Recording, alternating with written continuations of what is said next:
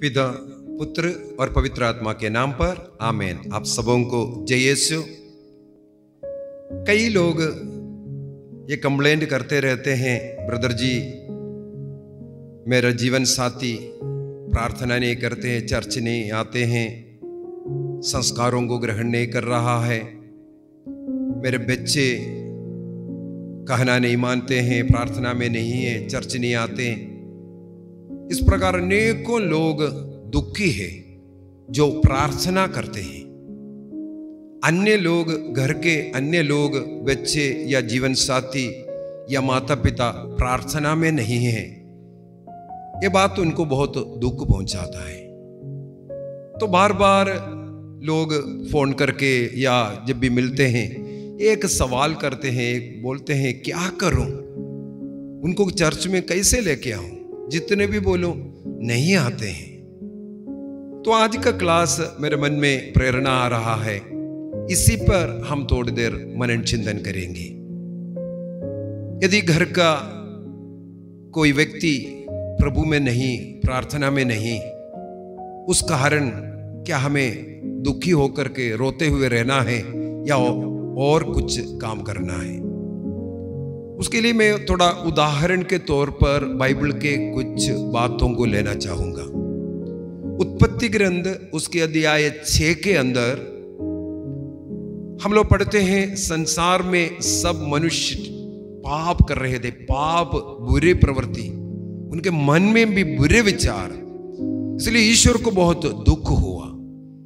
इन बातों को बताने के बाद नूह के बारे में लिखा हुआ है, वाक्य 9 वहां पर लिखा हुआ है, उस समय पर नूह एकमात्र व्यक्ति था जो प्रभु के मार्ग पर चलता था, जो एक धार्मिक जीवन जीने वाला था।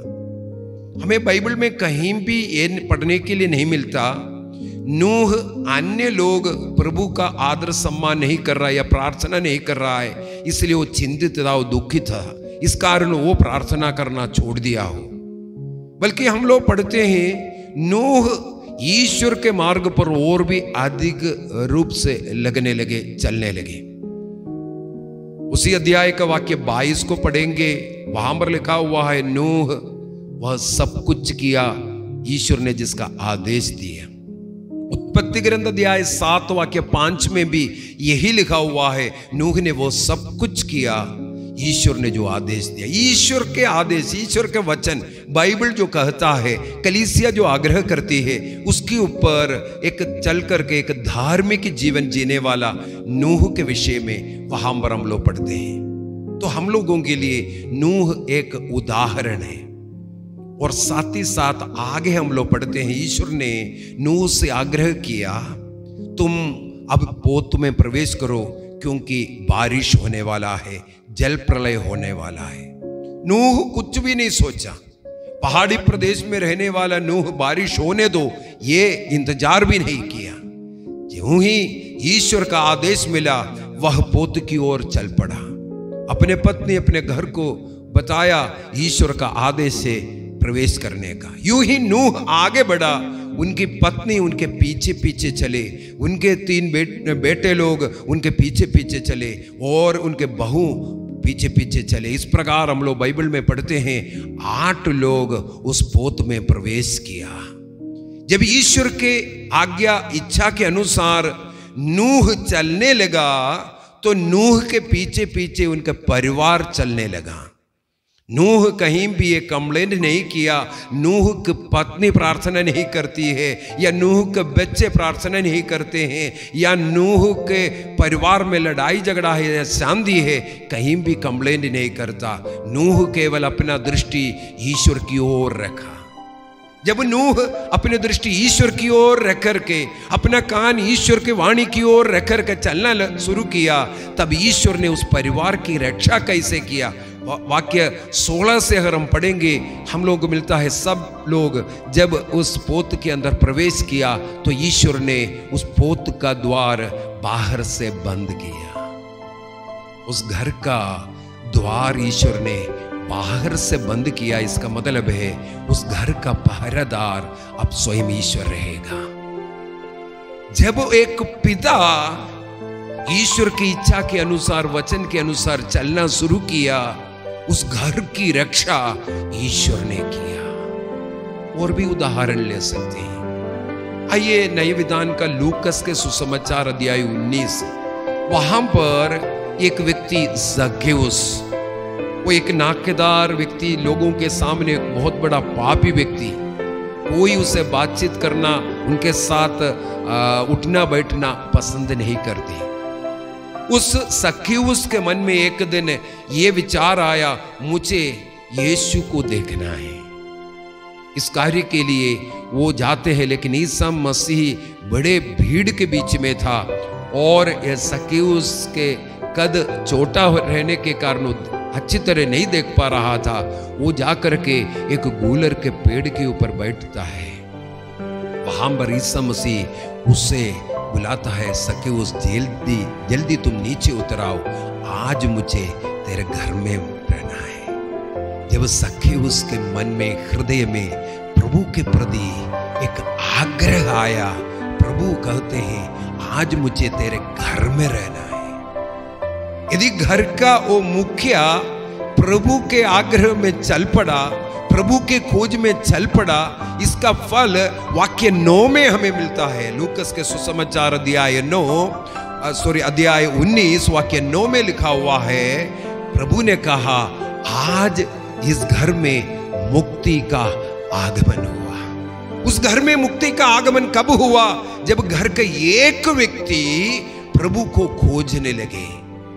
उनको कोई कंप्लेंट नहीं था उनके पत्नी के विषय में, उनके बच्चों के विषय में, बल्कि वो जो रास्ते पर चला, उस रास्ते पर वो ईमानदार बने रहे। उसके जीवन के पापों को उसने स्वीकार किया, पापों के लिए उसने प्रायश्चित करने का निर्णय किया, क्योंकि प्रभु उसके जीवन में आया है, उसके घर में आया है। जो कुछ बुराइयां था वो सब वो निकाला। जब एक व्यक्ति घर का इस प्रकार अपने जीवन में बदलाव लाया, प्रभु ने पूरे घर को आशीष दिया। इस प्रकार का कई उदाहरण हमें पवित्र बाइबल से पढ़ने के लिए मिलता है। एक व्यक्ति, हमें क्या करना है? हमें अपने परिवार के लोगों में कुछ कमी दिख रहा है, उस कमी को हमें पूर्ति करना है। उनके कमियों को बोल करके वहां लड़ाई झगड़ा नहीं। जो चर्च नहीं जाना चाहता है उन्हें जबरदस्ती खींच करके चर्च में लेकर के जाएगा तो आपके घर को आशीष नहीं मिलने वाला, कोई आशीष में बढ़ावा नहीं मिलने वाला। फिर आपको क्या करना है? यही आप अपने जीवन में उतारना। मान लो आप प्रार्थना करने वाला है, आप भक्ति का जीवन जीने वाला है, आप देख रहा है आपका जीवन साथी प्रार्थना से दूर है, वो पसंद नहीं कर रहा है, तब आपको क्या करना? आप उस पति के लिए भी, पत्नी के लिए भी आप प्रार्थना करो। उदाहरण के लिए आप रोज 1 घंटा प्रार्थना करते हैं, अभी पति प्रार्थना नहीं करता, इसके लिए भी प्रार्थना आपको करना, अर्थात आप अपनी प्रार्थना का वो समय को बढ़ाइए। आपके बच्चा प्रार्थना नहीं कर रहा है, उस प्रार्थना आप करते हुए आप अपनी प्रार्थना के समय को बढ़ाइए।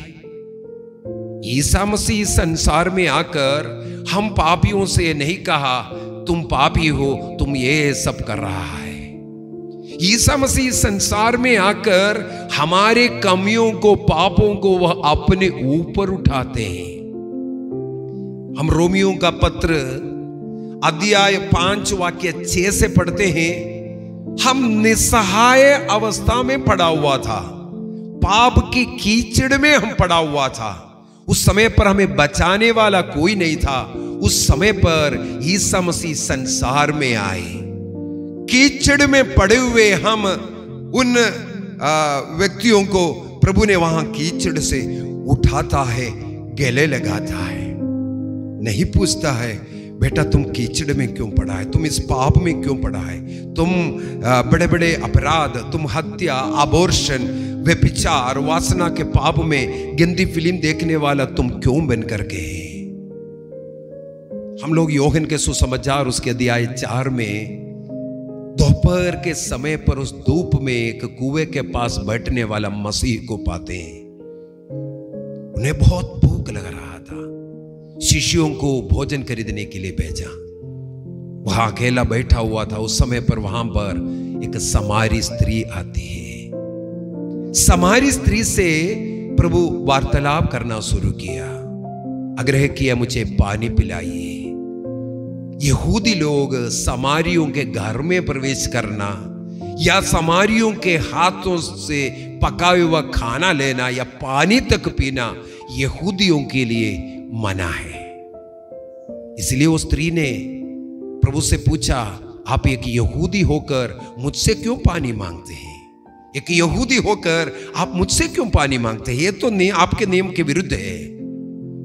यहां वार्तालाप शुरू कर करके मसीह ने उन्हें धीरे धीरे धीरे मैं मसीही हूं, तेरा मुक्तिदाता हूं, इसको प्रकट किया।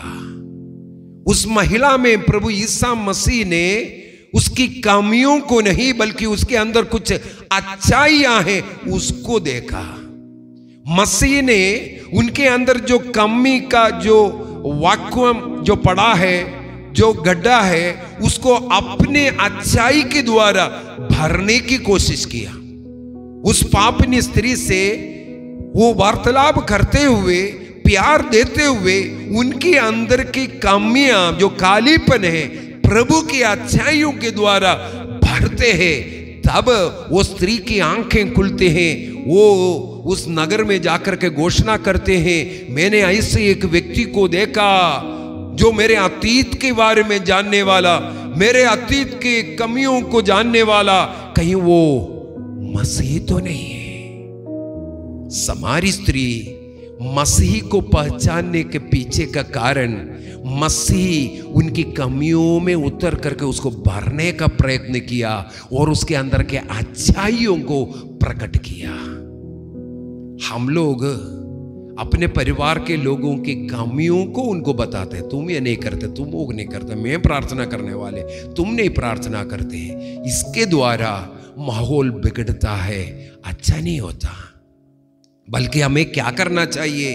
उनकी कमजोरियों में हमें उतर करके हमारी अच्छाइयों से उनकी कमियों को दूर करना।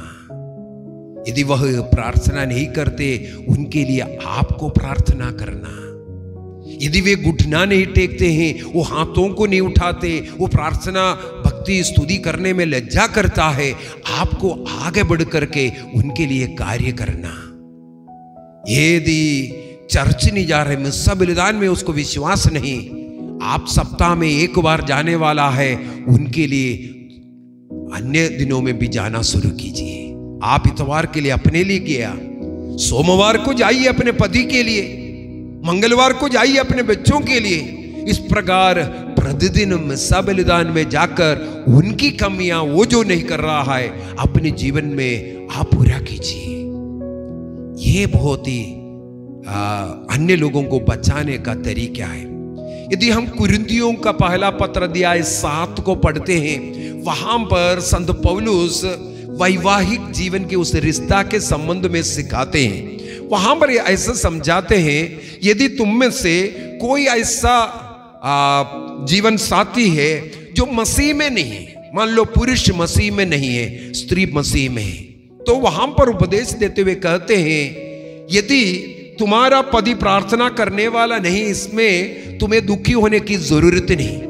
तुम्हारी जो धार्मिकता, भक्ति उस अधार्मिक व्यक्ति, उस अविश्वासी व्यक्ति को बचा सकता है। उनको भाषण देते, उनके ऊपर चढ़ के उनसे लड़ाई झगड़ा करते हुए नहीं, बल्कि आप धार्मिक है, अपने पति के लिए, अपने पत्नी के लिए, अपने जीवन साथी के लिए आप अधिक समय अपने शरीर में तकलीफें उठाते हुए, प्रार्थना समय निकालते हुए, चर्च जाते हुए, इस प्रकार अपने जीवन साथी, अपने प्रियजनों के लिए अधिक प्रार्थना करते हुए उनकी कमियों को दूर करना। एक कहानी में कहीं सुना, एक राजा किसी जो शिकार करने के लिए जब गए थे, उस समय पर कुछ एक्सीडेंट हो गया और उनके दाहिना आंख खराब हो गया। वो हमेशा बंद रहता है इसके बाद। और राजा चाहता है उनका एक ऐसा तस्वीर बना दिया जाए जो सचमुच में सही होना है, उनका जिस प्रकार का है उसी प्रकार का होना चाहिए। प्लस उनके जो बंद आंख है वो ऐसा नहीं होना चाहिए, खराब भी नहीं दिखना। अनेकों कलाकारों को निमंत्रण मिला, सब लोग पीछे हट गए, डर गए, कहीं ऐसा ना हो आंख का थोड़ा सा भी इस फोटो में दिखने लगे और मेरा ड्राइंग में उनका चेहरा उतना सुंदर नहीं बना, ये राजा मुझे मार डालेगा। लेकिन ऐसे एक युवक सामने आया, उसने कहा, राजा मैं आपका तस्वीर बनाने के लिए तैयार हूं, ड्राइंग करने के लिए तैयार हूं। राजा बहुत खुश हो गए, राजमहल के सब लोग खुश हो गए, सारे देश खुश हो गए। ऐसे एक व्यक्ति आया, लेकिन देश ये डर रहा था कहीं ये नवक युवक अपने गलती से कुछ ऐसा कर देगा, इनका अंत भी होगा। कुछ समय के बाद उस युवक ने उस तस्वीर को पूरा बनाया। इसके बाद राजमहल के एक दीवार में लगाया। उसका ओपनिंग के लिए राजा से अनुरोध किया। राजा ने कहा, इसका ओपनिंग अन्य देशों से राजाओं को भी बुलाइए और अन्य प्रभु परिवार से लोगों को बुलाइए, गणमान्य व्यक्तियों को लेके आइए, उनके सामने इसका ओपनिंग होना चाहिए। इसी प्रकार अनेकों माननीय लोगों को लेके आया इस तस्वीर को ओपन करने के लिए। जब वो तस्वीर को धीरे धीरे ओपन किया तब देखने में आया राजा का उसने ये तस्वीर बनाया बड़ा सा, वो शिकार करता हुआ किसी शिकारी की ओर अपना हथियार से, अपना राइफल से एम लेता हुआ। उनकी दाहिने आंख में प्रॉब्लम है। जब राइफल में देखते हैं उस समय पर उसने बाएं आंख के पास राइफल का एम लेने के लिए रखा और दाहिने आंख को जिस प्रकार राजा का बंद है उसी प्रकार बंद करके रखा। उसके अंदर राजा का महिमा हुआ, कोई भी छोटी चीज नहीं है। यूं ही राजा का जो ओरिजिनल तस्वीर उसके अंदर आया। देखने वाले को लगता है राजा शिकार कर रहा है। हमें दूसरों की कमियों को उठा करके अन्य लोगों के सामने दिखाने में नहीं, बल्कि उनके अंदर जो अच्छाइयां हैं उसका प्रदर्शित करना जरूरी है। राजा एक अच्छा शिकार करने वाला है, इसके द्वारा राजा का एक महिमा हुआ है। राजा का आंख बंद जरूर दिख रहा है, लेकिन उसके अंदर भी वो उसका महिमा को प्रकट किया, उनकी कमी को नहीं। एक आंख से एक आंख टूटा हुआ जैसे नहीं। हमें भी ये कोशिश करना आए, हम लोग आंख बंद करें, हम एक निर्णय करें, एक दूसरे में जो कमियां हैं उसको नहीं, बल्कि उनमें जो अच्छाइयां हैं उसको देखने का, उसको अन्य लोगों के सामने प्रदर्शित करने का हम प्रयत्न करेंगे। मेरे जीवन साथी में, बच्चे में, माता पिता में, अन्य लोगों में, पड़ोसी लोगों में यदि कुछ कमी नजर आ रहा है, मुझे मेरे अच्छाई, मेरे अच्छे गुणों के द्वारा उसको ढकना है। कुरिन्थियों का पहला पत्र दिया है 13 वाक्य 7 में लिखा है, जो व्यक्ति प्यार करता है सब कुछ ढकता है। अन्य लोगों की कमियों को ढकना, उनकी बलहीन स्वभावों को ढकना। कई लोग उसको यहां वहां घूम कर करके बताते हैं, उसके कारण मैं कितना सहन कर रहा हूं, सहन कर रही हूं। उसके द्वारा अन्य लोगों का थोड़ा प्रशंसा लेने के लिए, सिंपैथी लेने के लिए हम कोशिश करते हैं। उसके द्वारा दूसरों को गिराते हैं, हमारे लिए थोड़ा महिमा मिलने के लिए। निर्णय करें, आज से मेरे जीवन साथी का, अन्य लोगों का कमी मेरा कमी, उनकी कमी को मेरे अच्छाई के द्वारा मैं भरूंगा। यदि वो चर्च नहीं जाते, प्रार्थना नहीं करते, मैं कई दिन सप्ताह में प्रार्थना में, मिस्सा में जाने का निर्णय करूंगा। यदि घर में पारिवारिक प्रार्थना में वो बैठ नहीं रहा है, उनके लिए 1 घंटा और ज्यादा मैं प्रार्थना करूंगा। निर्णय कीजिए, निर्णय कीजिए। प्रभु हम सबों को इसके लिए शक्ति दे, सामर्थ्य दे, पिता, पुत्र और पवित्र आत्मा के नाम पर आमीन। आप सबों को जय यीशु।